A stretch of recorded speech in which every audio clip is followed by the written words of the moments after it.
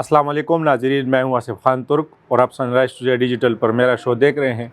ناظرین، آج ہم اپنے پروگرام میں پاکستان کی ایک اہم ادبی شخصیت سے بات چیت کریں گے۔ ان کی تعلیم کے لیے، ریسرچ کے لیے، ادب کے لیے بہت خدمات ہیں۔ گزشتہ 5 دہائیوں سے یہ خدمت کر رہے ہیں۔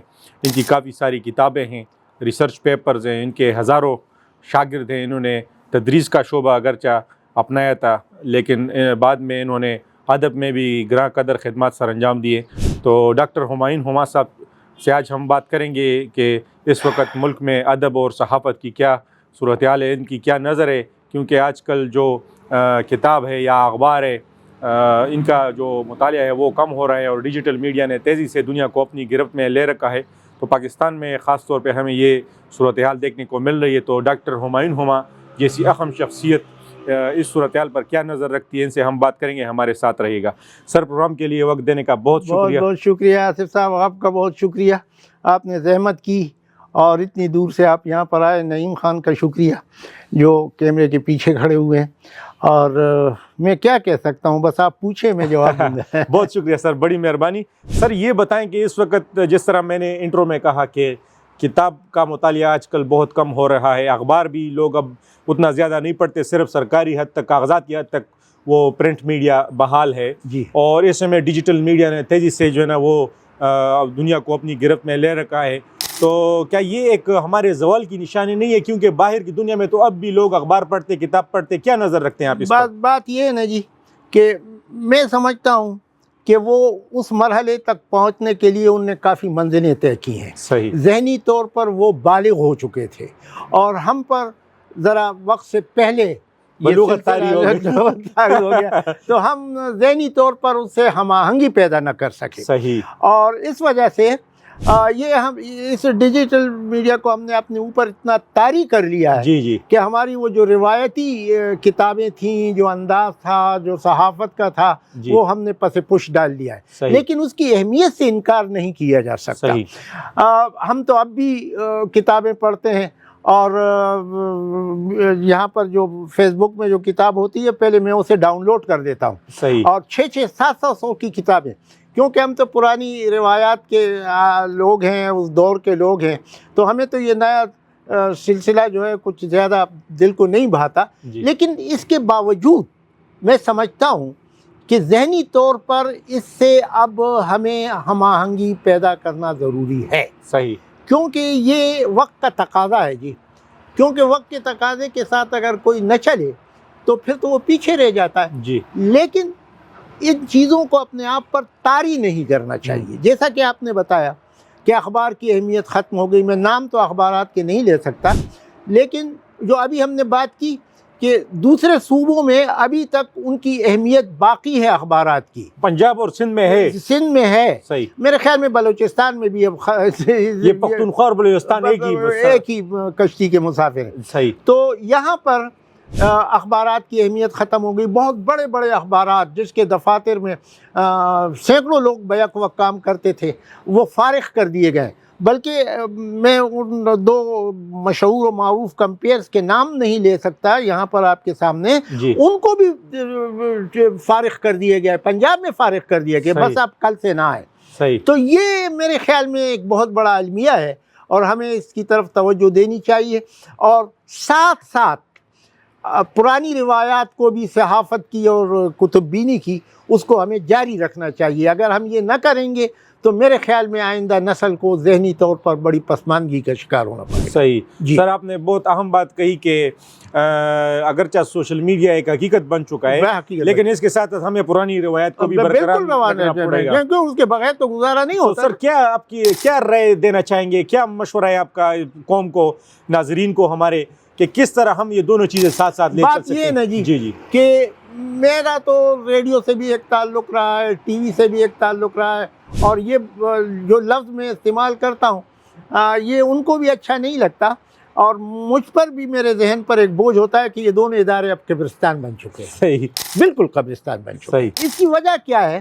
اس کی وجہ یہ ہے کہ نہ تو اخبارات کی سرپرستی حکومت کی طرف سے باقی رہی ہے، صحیح نہ کتابوں کی سرپرستی باقی رہی ہے۔ جی میں نے ابھی آپ کو بتایا کہ جب میں سیکشن آفیسر تھا جی تو ہم نے ایک آرڈر کے ذریعے پابند کر دیا تھا سرکاری لائبریریوں کو کہ آپ جو کتابیں چھپتی ہیں ان کو آپ خریدیں، صحیح خاص طور سے پشتو کی کتابیں۔ جی پشتو کا تو بہت بڑا المیہ ہے نا، اردو جی تو پھر بھی لوگ پڑھ لیتے ہیں، جی لیکن پشتو تو اس کی وجہ یہ ہے کہ پشتو اگر زندہ ہے تو وہ صرف رائٹرز کی وجہ سے، پشتو قلم کاروں کی وجہ سے، جی وہ اسی سرکل میں وہ ایک دوسرے کی کتابیں پڑھتے ہیں، وہ ایک دوسرے کی کتابیں وہی پڑھتے ہیں۔ سرکل ہے بس۔ وہی سرکل ہے، جی سرکار کی طرف سے کوئی سرپرستی نہیں۔ صحیح تو ہم نے لائبریریوں کو، سرکاری لائبریریوں کو، جی کالج کی لائبریریوں کو، جی اسکول کی لائبریریوں کو پابند کر دیا تھا جی کہ آپ اتنی کتابیں خریدیں گے۔ جی تو جب تک کتاب خریدی نہ جائے اور جب تک اس رائٹر کو اس کتاب کا کوئی ریٹرن نہ ملے تو وہ کیا کرے گا؟ جی تو مارکیٹ میں تو کتاب کا بکنا، پشتو کا، خاص طور پر میں پشتو کا بار بار اس لیے ذکر کر رہا جی ہوں جی کہ میری شناخت پشتو ہے۔ جی میں اردو استاد کر رہا ہوں، پی ایچ ڈی بھی آپ نے پشتو میں کی؟ میں نے پی ایچ ڈی پشتو میں جی کی ہے جی جی تو اب پی ایچ ڈی کی بات آ گئی تو باتیں اگر غیر مربوط ہوں میں جی جی بالکل بالکل بالکل تو پی ایچ ڈی کی بات آ گئی۔ بات یہ ہے نا جی کہ آپ اگر ایم فل کرتے ہیں، آپ پی ایچ ڈی کرتے ہیں، اگر آپ جو ہے جرنلزم میں کرتے ہیں، اگر آپ کسی دوسرے میڈیا کے شعبے میں کرتے ہیں، اس لیے کرتے ہیں کہ آپ کو اس کا ریٹرن ملے۔ صحیح کہ جب آپ کو ریٹرن ہی نہیں ملے گا، مثال کے طور پر جرنلزم، آپ اپنا اخبار چلا رہے ہیں جی اور یقیناً آپ ایک بہت بڑے اخبار کے ساتھ وابستہ تھے، جب وہ اخبار ہی نہیں رہا تو یہ تو آپ کی مجبوری تھی کہ ان کو چھوڑنا پڑا، اور یہ میں بہت خوش ہوں کہ آپ نے خود کو اسٹیبلش کر لیا ہے اپنی محنت کے ساتھ۔ جی تو یہ جو ہے جب تک سرکار کی سرپرستی شامل نہ ہو، بات یہ ہے نا جی جی کہ کسی زبان نے بھی اگر ترقی کی ہے، فارسی نے اگر ترقی کی ہے تو فارسی دربار کی زبان تھی، صحیح ٹھیک ہے نا جی۔ جی پشتو کبھی دربار کی زبان نہیں رہی ہے، سوائے ہمارے ہمسایہ ملک میں اور ساتھ ہی جو ہے سوات میں، وہاں پر جو ہے پشتو کی کوئی بنیاد پڑی، جی اور آج بھی جو ہے میرے خیال میں ہمارے ہمسایہ ملک میں جی جتنے بھی کورسز ہیں، جی اگر وہ طب کے ہیں یا انجینئر کے ہیں، وہ پشتو میں پڑھائے جاتے جی ہیں۔ جی تو بالکل یہ بہت بڑا انقلاب ہے جی،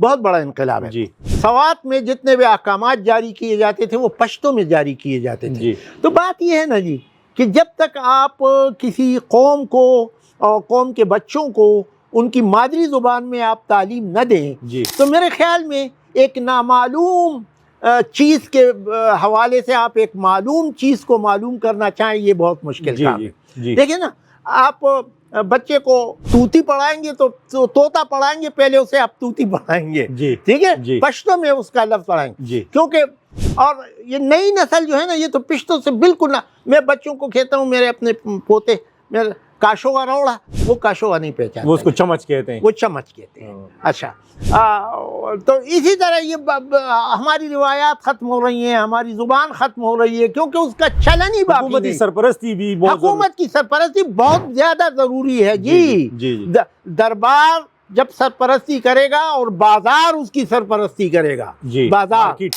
ہاں، پبلک، جی پبلک، جی تو اس وقت تک وہ زبان ترقی نہیں کر سکتی۔ صحیح صحیح۔ یہ بہت اہم ہے سر، جس طرح آپ نے کہا کہ مادری زبانوں کی جو ہے نا وہ خاص طور پہ پشتو کی سرپرستی ہونی چاہیے، حکومتی سطح پر آگے آنا چاہیے، اس طرح عوام جو اسٹیک ہولڈر ہیں ان کو بھی اس کو اپنی جو روزمرہ زندگی اس میں پروموٹ کرنا چاہیے۔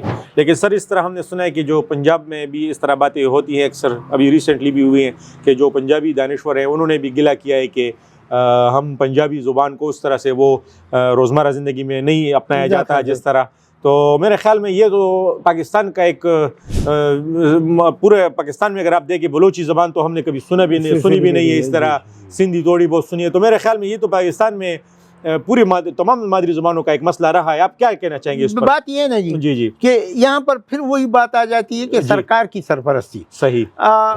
جب یہاں پر بھٹو کے دور میں جی قوم پرستوں کی حکومت بنی، جی 70s، ارلی 70s، جی جی تو ذوالفقار علی بھٹو نے تمام صوبوں کو یہ اجازت دے دی تھی صحیح کہ اگر آپ اپنی زبانوں کو دفتری زبان یا نصابی زبان بنائیں تو یہ آپ کا اختیار ہے. زبردست.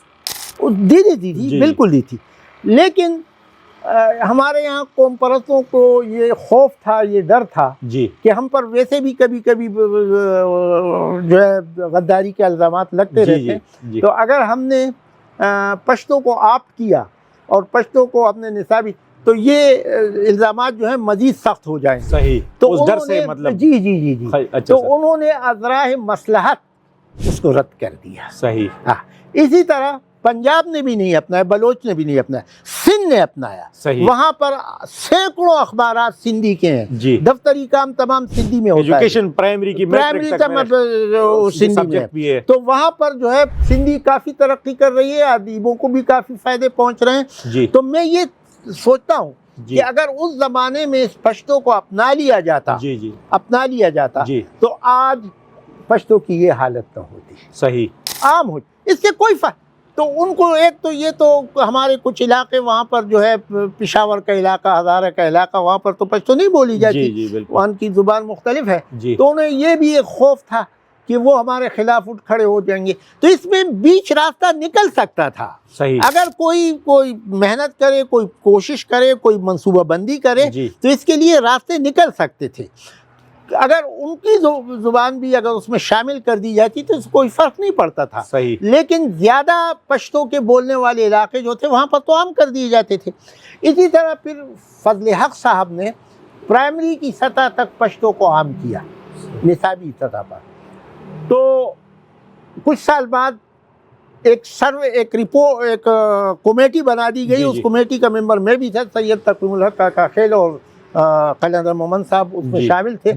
تو ہمیں یہ اختیار دیا گیا کہ آپ دیر کے علاقے میں جائیں اور دیکھیں کہ یہ پشتو کہاں تک جو ہے لوگ پڑھا سکتے ہیں اور پڑھ رہے ہیں. ہم 2-3 سال بعد گئے، یہ جب نصابی بن چکی تھی. آپ یقین جانیں جی کہ انہوں نے کہا کہ جی یہاں پر ہم پشتو استاد نہیں سمجھتے تو طالب علم کو کیا سمجھ آئیں گے. تو بات یہ ہے نا جی کہ ہمارے ہاں پشتو اکیڈمی بھی ہے. انہوں نے ایک رسم الخط کا ایک شوشہ جو بیچ میں شامل کر دیا ہے.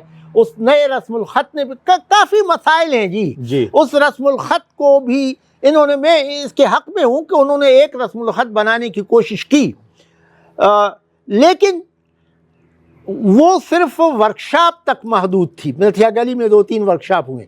پھر اسکولوں میں اور کالجوں میں اساتذہ کو تربیت دینے کے لیے کوئی ورکشاپ نہیں کیا گیا. تو استاد بھی نہیں لکھ سکتا. اساتذہ کی ٹریننگ بہت ضروری تھی. بہت ضروری ہے جی. تو جب استاد نہیں لکھ سکتا تھا تو وہ طالب علموں کو کیا سکھاتا. صحیح. تو یہ چیزیں جو ہیں یہ تمام ہرڈلز ہیں، اور جب تک ان کو اسٹریم لائن نہ کیا جائے، ایک خاص خطوط پر اس کو مرتب نہ کیا جائے، ایک منصوبہ بندی نہ کی جائے، اس وقت تک ہم اپنی زبان کو کوئی ترقی نہیں دے سکتے. صحیح جی. صحیح. سر ادب پر ہم نے بات کی، ابھی ذرا صحافت کی طرف آتے ہیں. جی کہ جس طرح آپ نے ذکر کیا کہ رائٹرز کی سرپرستی نہیں ہوتی حکومتی سطح پر، اور پشتو تو خاص طور پہ بالکل جو ہے نا وہ ریوارڈنگ نہیں ہے، تب اس میں رائٹرز بھی جو ہے نا اس طرح پروموٹ نہیں ہو پاتے. لیکن جو صحافت ہے اس میں آپ نے 2 سے زیادہ دہائیوں تک آپ نے کالم نگاری بھی کی ہے. بڑے بڑے اخبارات میں آپ کے کالم چھپتے تھے، ہزاروں لوگ ان کو پڑھتے تھے. تو ابھی ایک جس طرح ادب میں جو ہے نا ہم زوال پذیری کی طرف جا رہے ہیں، تو میرے خیال میں کالم نگاری جو صحافت اور ادب کا ایک مشترکہ شعبہ ہے، اس میں بھی میرے خیال میں ابھی وہ اس طرح سے وہ کالم اس کو پڑھا نہیں جاتا، اور اب اخبارات میں کالمز بھی کم چھپتے. تو کیا اس میں مالکان کی کچھ کمزوریاں یا غیر سنجیدگی شامل ہے، یا کیا کہنا چاہیں گے؟ بات یہ ہے کہ اس کی ریڈرشپ ختم ہو گئی ہے. اب بعض اخبارات میں ان کے نام نہیں لیتا. یعنی جو 2,000-2,500 جو اخبارات مردان تک پہنچتے تھے، اب وہ 100-150 تک ان کی تعداد پہنچ چکی ہے. بعض اخبارات تو بالکل ختم ہو گئے ہیں. ان کی وہ یہاں پر ملتے بھی نہیں ہیں، آتے نہیں ہیں تو ملتے کیا. اس کی وجہ بھی یہ ہے کہ ایک تو جو ورکنگ جرنلسٹ ہے اس کو اس طرح مراعات نہیں دی جاتی جس طرح ان کو ملنی چاہیے، تاکہ وہ اپنی معاشی ضروریات کو تو پوری کر سکے نا. میرے خیال میں بعض ایسے اخبارات بھی ہیں کہ وہ ان کو جو ہے اپوائنٹمنٹ آرڈر بھی نہیں دیتے، جی بس آئیے اور کام کیجیے، جی جی اور جب ہماری مرضی ہوگی ہم آپ کو رخصت کر دیں گے۔ جی جی تو یہ غیر یقینی صورتحال تو میں کالم نگار تو پھر ایک نہیں، کالم نگاری کی بات یہ جی ہوئی جی کہ جو جی بڑے بڑے اخبارات 8-8 صفحے اور 10-10 صفحے شائع ہوا جی کرتے جی تھے، ہر ہفتے ان کی ایک اسپیشل نمبر شائع ہوتا تھا، اور مہینے میں ان کا ایک رسالہ بھی شائع ہوتا تھا، جی وہ تو ختم ہو گئے، جی اور وہ صفحات سکڑ کر 6 تک اور یا 4 تک پہنچ جی چکے۔ کالم نگاری جو ہے وہ بالکل میرے خیال میں ختم ہو گئی ہے۔ وہ اب جس طرح آپ نے کہا کہ ورکرز کو، جو باقی جرنلسٹ ہے، ورکنگ ہاں جرنلسٹ، ان کو مراحت نہیں دی تو کالم نگاروں کی بھی آپ بھی کالم نگاری کر بات چکے ہیں۔ یہ ہے نا جی، جی میں جی اب ایک واقعے کا ذکر کر دوں جی کہ میں کالم لکھا کرتا تھا ایک اخبار میں یہاں پر، تو میں ان کا معاوضہ آپ کو نہیں بتا سکتا صحیح کہ وہ میرے خیال میں کہ کسی خطیب کو بھی وہ معاوضہ نہیں خطیب کو بھی وہ معاوضہ نہیں ملتا ہوگا۔ جی تو پنجاب میں اس حوالے سے ان صحافیوں کو کافی وہ تو میں ایک ظفر اقبال صاحب ہیں، جی اب تو وہ 90-92 سال کی ایج ہے، اب ان جی کا جی کالم ختم ہو چکا، وہ جی ایک بڑے مشہور و معروف اخبار میں لکھا کرتے جی جی تھے۔ لاہور میں ان کی ملاقات کے لیے گیا، بہترین عظیم الشان وہ فارم ہاؤس میں رہ رہے جی تھے، جی اور 10-12 بھینسیں بنی ہوئی تھی، جی 10-12 تو یہ تمام چیزیں ان کی جو تھی وہ صحافت کی وجہ سے تھی۔ تو میں نے ان کو بتایا کہ ظفر صاحب آپ کو آپ کے کالموں کا معاوضہ کتنا ملتا ہے؟ تو وہ سموسہ کھا رہے تھے تو انہوں نے یوں کیا، تو میں نے کہا یہی 200-2000 دیتے ہوں گے ان کو؟ انہوں نے کہا نہیں جی 2 لاکھ ماہانہ۔ یہ کافی ٹائم پہلے کی بات ہے، یہ کوئی ہو 10-12 سال پہلے کی بات ہو، جی 10-12 سال پہلے کی بات ہو۔ تو وہاں پر صحافیوں کی ادائیگی کا یہ صورتحال جی ہے، اور یہاں پر تو میں شرم سے ان کا ذکر نہیں کر سکتا کہ وہ کتنے دیتے ہیں، جی بلکہ بعض کو تو دیتے بھی نہیں ہیں، وہ کہتے ہیں آپ کی تصویر جو چھپ رہی ہے یہ بھی کافی ہے آپ کے یہ لیے۔ بھی کافی ہے آپ کے لیے۔ جی تو نئے لڑکے جب وہاں پر آتے ہیں تو اپنے نام کے لیے کالم لکھنا شروع کر دیتے ہیں، تو وہ تو اپنی شوق میں بھی اور شہرت میں بھی، جی تو وہ ان کو اس طرح ان کا استحصال کیا جاتا ہے۔ تو صرف جوانوں کا نہیں، ہم بوڑھوں کا بھی استحصال کیا جاتا رہا ہے۔ تو ہم نے کہا بس چھوڑو یار یہ کالم نگاری وغیرہ، تو یہ صورتحال ہے جی تو یہ تو میں نے مذاقاً آپ کو بتایا، لیکن یہ بڑا سنجیدہ مسئلہ ہے جی جی کہ جب تک آپ ورکنگ جرنلسٹ کو اس کی معاشی ضرورتوں کے تحت کہ اس کو آپ اس کی ملازمت کی جو ہے سند نہ دیں، تصدیق نہ کریں، اس کو آپ پکی ملازمت نہ دیں، اس کو آپ باقاعدہ اپوائنٹمنٹ لیٹر نہ دیں، اس میں آپ باقاعدہ جو ہے، اچھا اس کے علاوہ یہ تو اخبار کے بعد یہ پرائیویٹ چینل نہیں ہیں، جی یہاں بھی جوانوں سے بالکل کل ایک لڑکا آیا تھا جی کہ 2 سال میں نے ان کے ساتھ مفت کام کیا، مفت جی، اور پھر مجھے کہا کہ آپ 10 بجے ہمارا ایک پروگرام ہے 2 گھنٹے 12 بجے وہ ختم ہوگا، تو 1 سال میں وہ کرتا رہا۔ تو میں نے کہا کہ جی اب میرے لیے کچھ معاوضہ بھی آپ مقرر کریں، تو انہوں نے کہا جی بس معاوضہ بس یہ ہے کہ آپ کا نام تو نشر ہو رہا ہے نا، یہ کافی ہے۔ تو یہ میرے خیال میں نوجوان لوگوں کی صلاحیتوں کا استحصال ہے، جی اور جب یہ استحصال جاری ہو تو آپ کا کیا اخبار کیا ترقی کر سکتا ہے، آپ کی صحافت کیا ترقی کر سکتی ہے؟ اثر تو اس کا پڑے گا نا، اثر بہت زیادہ پڑے گا جی، کوالٹی پر، جرنلزم کی جو کوالٹی ہے، تو اسی وجہ یہ نتیجہ یہ نکلا کہ جتنے بھی اہم کالم نگار تھے انہوں نے کالم نگاری ترک کر دی۔ تو جب کالم نگاری ترک کر دی تو اخبارات کی ویلیو بھی ختم ہو گئی، یا اخبارات کی ویلیو ختم ہو گئی، ریڈر کوئی پڑھتا نہیں ہے، جو پڑھتا نہیں ہے تو بس وہ صحافت ہی ختم ہو گئی۔ بالکل سر، ایک ٹائم تھا جب ہم آپ جیسے دانشوروں کے کالم کے لیے انتظار کرتے تھے کہ اس دن جو ہے نا آپ کا کالم آئے گا، یا اور جو آپ کی طرح بڑی شخصیاتی، تو ایک کالم نگاری کا ایک دور ہوا کرتا تھا، ریڈرز ہزاروں نہیں لاکھوں ریڈرز ان کا انتظار کرتے تھے کہ اخبار اس کی وجہ سے پھر چھپتے تھے۔ فروخت ہوتا تھا جی، خاص طور پر بعض لوگوں کے پسندیدہ کالم نگار ہوا کرتے تھے نا، بالکل ہمارے جی ظہور احمد اعوان صاحب، بالکل میرے دوست، بڑے اچھے اچھا جی، انسان تھے، انہوں نے 100-200 کتابیں لکھی، جی کالموں کے مجموعے لکھے، مسلسل کالم وہ لکھتے رہے، ان کا ذاتی مکان نہیں تھا جی، ذاتی مکان نہیں تھا۔ اب بھی وہ ان کے بچے جو ہے کرائے کے، اگر آپ پنجاب کو دیکھیں تو وہاں پہ مطلب آپ نے جس طرح ظفر صاحب کا ذکر کیا، ظفر اقبال صاحب، ہاں بالکل۔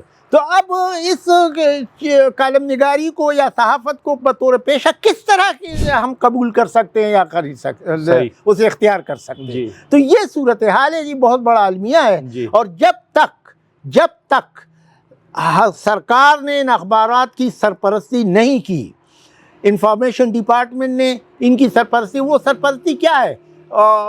اشتہارات کی صورت میں ہے، اور پھر ان پر ان کو یہ منوانا پڑے گا کہ آپ جس صحافی کو ملازم رکھیں اس کو باقاعدہ آپ ملازمتی شرائط اس کے آپ کاغذ پر لکھ کر اسے دیں، تاکہ وہ کل اگر آپ اسے ملازمت سے نکالیں تو وہ دعویٰ تو کر سکے تھے کہ یہ کیا ہے، اور ان کی سالانہ ترقی ہو، ان کی تنخواہوں میں اضافہ ہو، ان کو مراعات ہوں، ان کو کنونس ہو، تو اس کے بعد یہ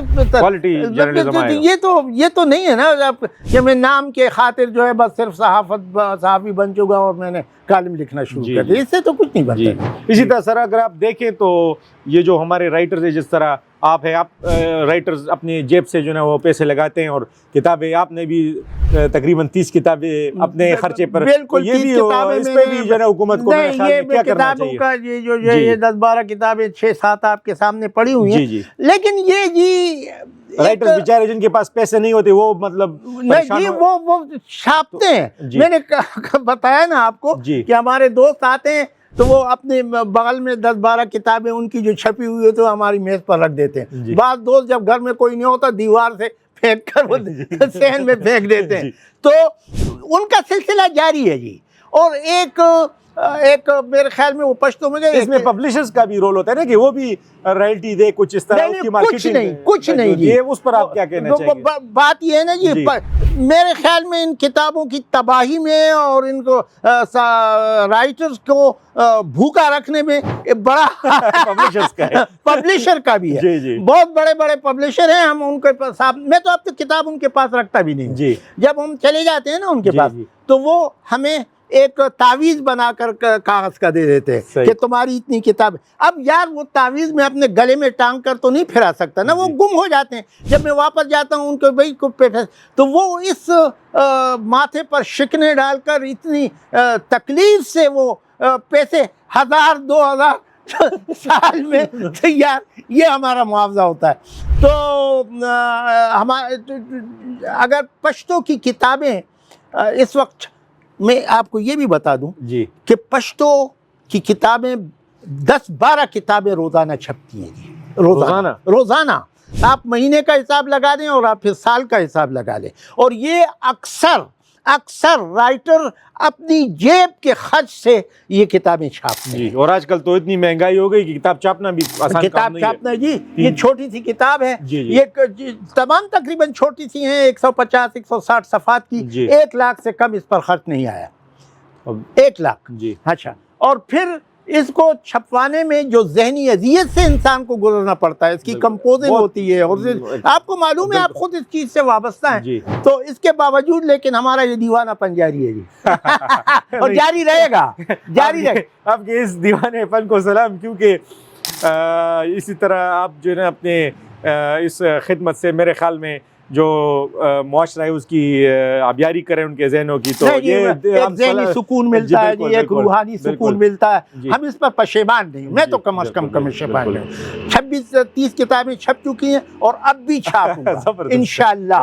ہاں، مجھے معلوم ہے کہ منکر نکیر من سے ان کتابوں کا سوال نہیں کرے گا کوئی، یہ دنیا میں ہی یہ میں ایک کتاب کا ذکر آپ کو بتا دوں۔ بالکل جی، یہ پروفیسر عظمت ہما کی کتاب ہے، حرف مکرر نہیں ہوں میں۔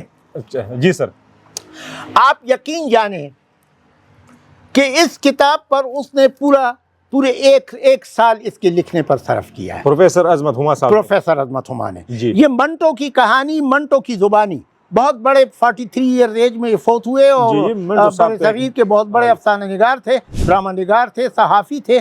تو اس کتاب کا پس منظر یہ ہے کہ انہوں نے خودنوشت خود نہیں لکھی، عظمت ہما صاحب نے وہ لکھی، 60-70 کتابیں اس نے اپنے سامنے ڈھیر کر کے رکھی، اور منٹو صاحب نے اپنے بارے میں ایک جملہ بھی جب لکھا ہے تو اس کو انہوں نے ترتیب دیا ہے، ریفرنس سے مربوط کیا ہے۔ تو یہ کہانی ان کی یوں لگ رہا ہے جیسے یہ ان کی اپنی کہانی، یعنی ان کے الفاظ ہیں، عظمت ہما کے الفاظ نہیں ہیں جی، منٹو کے الفاظ ہیں اپنے۔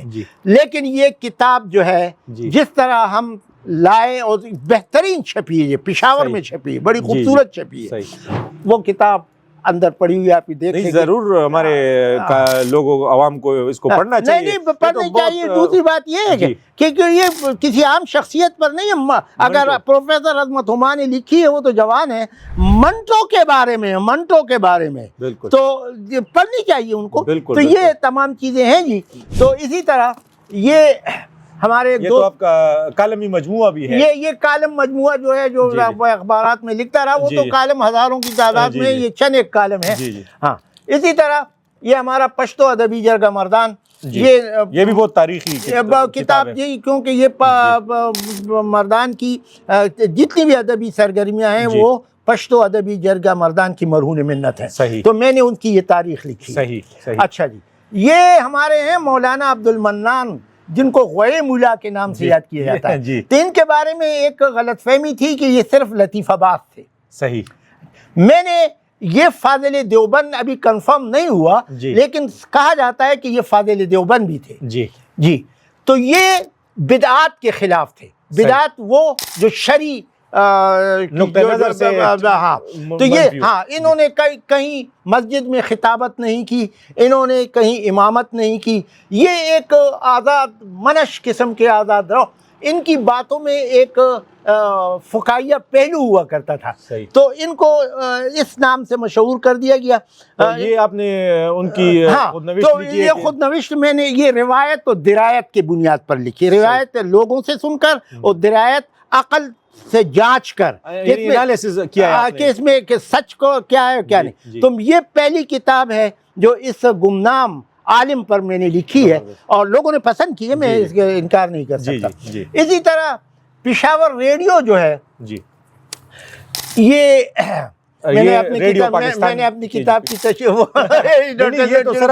یہ تو ہمیں اپنے ناظرین کو بتانا چاہیے کہ آپ نے جو خدمات سر انجام دی ہیں اس کی ضرور جو ہے نا وہ پبلسٹی ہونی چاہیے. جی بالکل. تو یہ پشاور ریڈیو جو ہے نا، یہ بر صغیر کا سب سے پرانا ریڈیو اسٹیشن. یہ لاہور سے، کراچی سے، ڈھاکہ سے اولین 6 مارچ 1935. اور اس کے جو تھے صاحبزادہ عبدالقیوم خان اس کے بانی تھے، اور انہوں نے قائم کیا. تو پشاور ریڈیو کے مجھ پر بڑے احسانات ہیں. پہلا پیرا ڈرامہ میرا یہاں سے نشر ہوا. یہاں کے کام کرنے والے دوستوں نے میری بڑی سرپرستی کی، جو پرانے تھے اور میرے کچھ جو ہمجولی بھی تھے. تو یہ قرض تھا مجھ پر. اور دوسری بات یہ کہ پشاور ریڈیو میں بڑے بڑے قلمکاروں نے کام کیا، کسی نے ریڈیو کا ذکر نہیں کیا. سنا ہے کہ ہمارے مشتاق شباب صاحب، وہ ملازم تھے ریڈیو میں، انہوں نے لکھا ہے کچھ خود نوشت اپنی، اور اس میں ریڈیو کا ذکر کیا. عمر ناصر صاحب، اللہ تعالیٰ ان کو زندگی دے، پہلا ڈرامہ 1962 میں انہوں نے میرا، تو میں نے ان کو اس دن مشورہ، 87 ان کی ایج ہے، اور بہت بڑے ڈرامہ نگار بھی تھے، اداکار بھی تھے، اور پروڈیوسر بھی تھے. میں نے کہا کہ آپ ریڈیو پر ایک کتاب لکھیں اپنی خود نوشت، اور اس میں ریڈیو کا ذکر کریں. اچھا جی، سمندر خان سمندر 44 میں ریڈیو میں آئے، انہوں نے اپنی خود نوشت لکھی. ایک جملہ لکھا ہے ریڈیو کے بارے میں کہ میں ریڈیو میں ادیب کی حیثیت سے ملازم ہو گیا، بس. اور تو آپ نے تو پوری کتاب لکھی. نہیں، مجھے ان لوگوں سے گلہ یہ ہے کہ چاہیے کہ آپ ریڈیو کا ذکر پشتو میں، جی وہ اردو میں کافی کتابیں ہیں. ہاں، ریڈیو کے جو پہلے ڈائریکٹر تھے انگریزی میں، انہوں نے کتاب لکھی نیچرل بینٹ. تو اسی طرح ذوالفقار بخاری نے خود سرگزشت لکھی، اور دوسرے لوگوں نے. تو میں نے ان کتابوں کی مدد سے ریڈیو کی تاریخ بھی مرتب کی اس میں، اور ان لوگوں کا ذکر کیا جو پشاور ریڈیو میں وہ کام کر چکے ہیں. تو یہ جو ہے بہت جو ہے نا آپ نے مارے کے سر کیے ہیں. نہیں جی، کیا مارے کے کیے ہیں. اللہ تعالیٰ ایک کام لیتا ہے کسی سے، اور بس ہم سے لے رہا ہے، اور جب تک لیتا رہے گا تو کرتے رہیں گے. زبردست. سر آخر میں آپ سے یہ گزارش کروں گا کہ جو پاکستانی معاشرہ ہے، اور خاص طور پہ خیبر پختونخوا، اس میں جو نوجوان نسل ہے، تو ان کو کیا میسج دینا چاہیں گے؟ میں میسج ان کو یہ دینا چاہوں گا کہ زندگی کو آسان نہ لیں، آسان نہ لیں زندگی کو. زندگی اللہ تعالیٰ نے آپ کو بہت بڑا موقع زندہ رہنے کا دیا ہے، تو آپ میں جو صلاحیتیں ہیں، تو اس صلاحیتوں کو ابھارنے کی کوشش کریں، حالات سے مایوس نہ ہوں، محنت کریں، محنت کا صلہ آپ کو ملے گا. سر پروگرام کے لیے وقت دینے کا بہت شکریہ. بہت شکریہ آپ کا بھی، نعیم صاحب کا بھی، کہ آپ یہاں پر تشریف لائے اور یہ کچھ باتیں ہم نے کی ہیں. بہت شکریہ.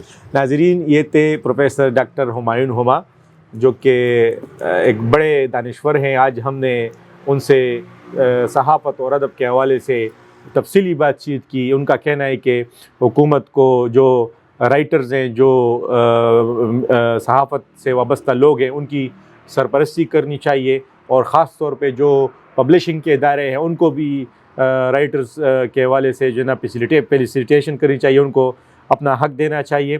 اسی طرح ان کا یہ بھی کہنا ہے کہ نوجوان نسل جو ہے نا وہ پاکستان کا مستقبل ہے، ان کو مایوس نہیں ہونا ہے بلکہ اپنی محنت جاری رکھنی ہے، تاکہ تعلیم اور ریسرچ کے حوالے سے یہ اپنی خدمات سر انجام دے اور پاکستان ترقی اور خوشحالی کی راہ پر گامزن ہو سکے. ناظرین، پروگرام دیکھنے کا بہت شکریہ.